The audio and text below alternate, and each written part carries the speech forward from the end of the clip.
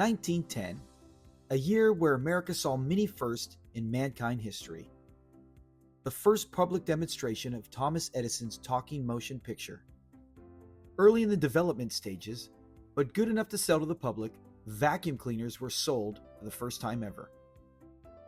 The electric refrigerator, maybe the second best thing to come out of 1910.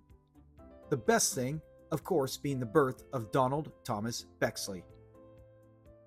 Born March 10, 1910, his birthplace is listed as Jamestown, Virginia. And if you know anything about Don Bexley, he is loud with a powerful voice, and it's an absolute treat to listen to. Thank you. And might I say that the experience has been very enriching. So it shouldn't come as a surprise that his father was a Bible scholar and teacher, while his mother was a classical vocalist. So you gotta know Don Bexley was destined for greatness. Heck, even Don knew this early on. In a 1983 interview, he said, "I was born with the flair for the stage. I've always been a clown, even during my early adolescence." In the early stages of entertainment, most would learn many traits. The more you knew, the better the chance you could for finding success. Don was a man of many talents. Bexley could sing, he could dance, act, and so much more. Early in his career, towards the earlier part of the 1940s, Don did some stand-up comedy in the New York area, a part of New York called the Borscht Belt, where American Jewish vacationers would go during the summer. They would have entertainers perform for him there. Bexley was the first black comic to perform his stand-up act there. Don wouldn't limit himself just to New York. He traveled frequently: Philadelphia, New Jersey, Baltimore, many popular cities on the East Coast. Along his many travels, Don would meet and perform with other celebrities. A very popular comic, Milton Berle, would perform with Don. In New York, the newspapers went on strike, and I think that's terrible to be without newspapers. How you gonna wrap fish? We spoke earlier on how Don was a great dancer. Well, he actually got to perform with the legend Sammy Davis Jr. himself. No entertainer would change and help shape Don's life like another comic he would meet during his travels, Redd Foxx. Right here, old buddy. The old astaffetta bag. Ooh, that stuff is strong. The two would team up and travel together all across the East Coast, performing and making names for themselves. While working together, they would work the Chitlin circuit with soon-to-be fellow Sanford and Son cast members LaWanda Page, Leroy Daniels, and Skillet Mahan. Bexley would continue to work his stand-up act and take it to the other side of the planet. He was in Europe during the late 60s and Asia in the early 70s. I've always wondered that had Don Bexley been around at the start of Sanford and Son, would Bexley join the show instead of Melvin Slappy White? Regardless, when Don returned, Redd Foxx was waiting for his old pal. He wanted to ask him to join him on his new hit show, Sanford and Son. That you down there, Bubba? Yeah, it's me, Fred. Bubba, better known as the best man. Bexley, up to this point in his career, had never been on TV, so the producers were a bit reluctant to throw Don into their new show. But with some convincing from Redd, they brought him on. And I know if you're a fan of our channel, I always bring this up, but Redd was the reason for the major success of Sanford and Son.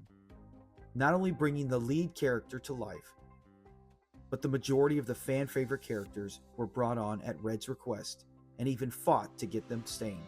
He really was the true visionary of the show. Don joined in Season 2, Episode 1, and it wasn't anything special. Fred, I don't know how to ask you this. Well, go ahead, Bubba. Go ahead and ask. Well, man, I'm broke. Could you let me have $5? You caught me at a bad time, Bubba. I got it. But it didn't take long before Don was dropping memorable lines and becoming a fan favorite. Cadillac? Yeah? White man? Yeah? Fred, you sitting on top of a gold mine.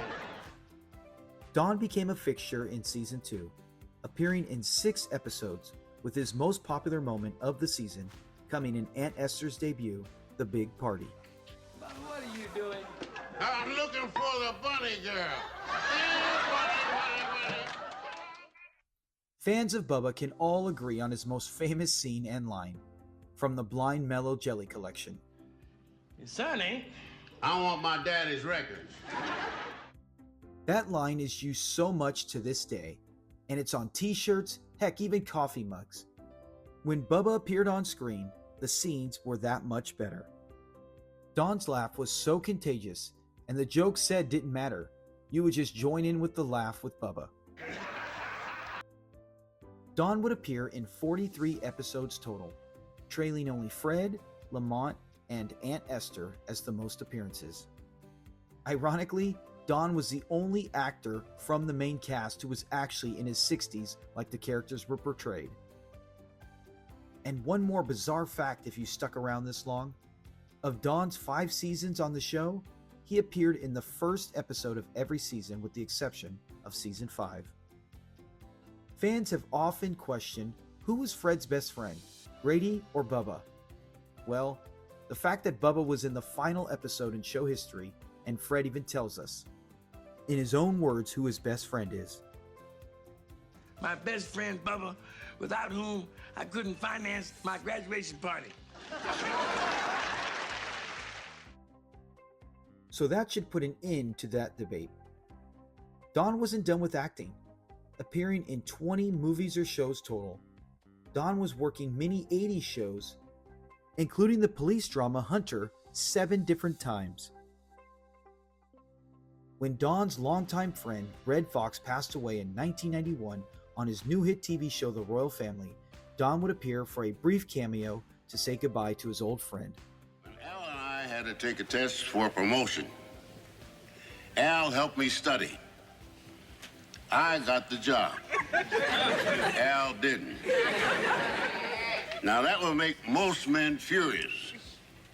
And Al was one of those men. Bexley was still active in his later years, coming up with new show ideas, making personal appearances, and signing autographs. Oh, and winning awards as well. In 1989, Don won the Outstanding Senior Citizen of the Year award by the Support the Artists of America in Orlando, Florida. On April 15, 1997, Don Bexley passed away from heart and kidney failure. He was 87 years old. Ironically, it was the 87th birthday of the electric fridge. Oh, that's a good one. Yeah, let's... So the next time you get something from your fridge, remember, Don Bexley was invented the same year of that product. If you've enjoyed this and you really like our channel, please be sure to leave a like and subscribe for all things Sanford and Son. Thank you.